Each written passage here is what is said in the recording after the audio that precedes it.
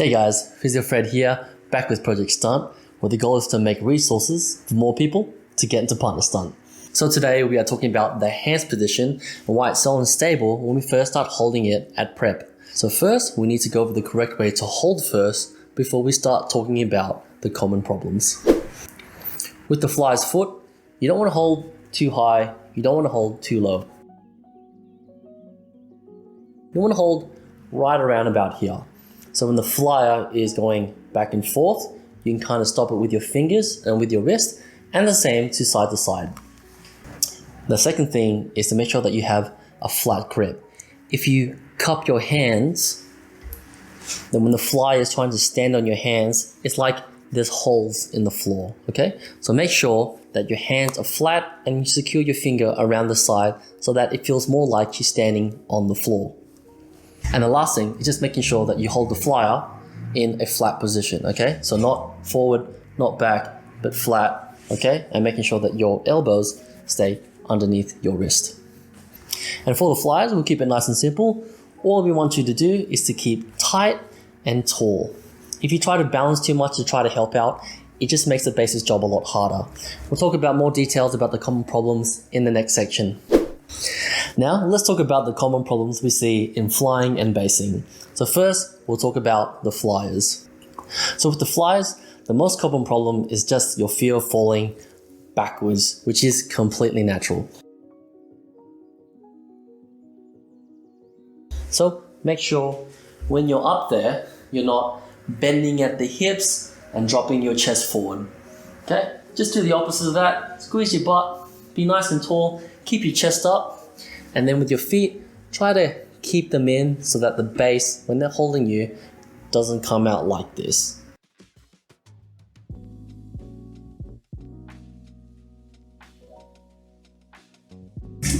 Okay, so bases, let's talk about the common problems.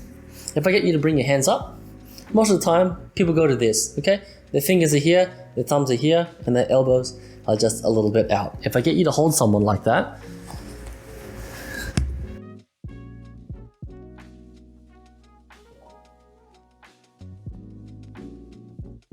that's what normally happens. You can see that their foot is kind of turned in and they're just a little bit out far in front of us. So what I need you to do is, I need you to get your hand, make it flat, okay? Make it flat like that, okay? And then with our elbows, okay, you need to bring them underneath your wrist so it's a better, stronger position for you. And then when we look to the side, okay, you still might be a little bit forward, so make sure to bring your kind of wrist back and then get your elbow and bring them underneath your wrist. That way, you should have a better grip when you dip and drive and catch your flyers. Another reason why your bad technique might be persisting is because your joints might be a little bit stiff.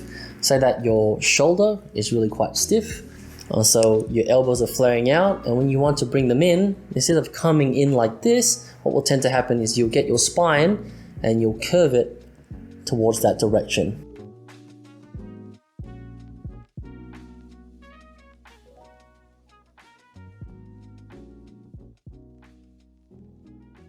Okay, this can be a strength, this can be a kind of tightness issue.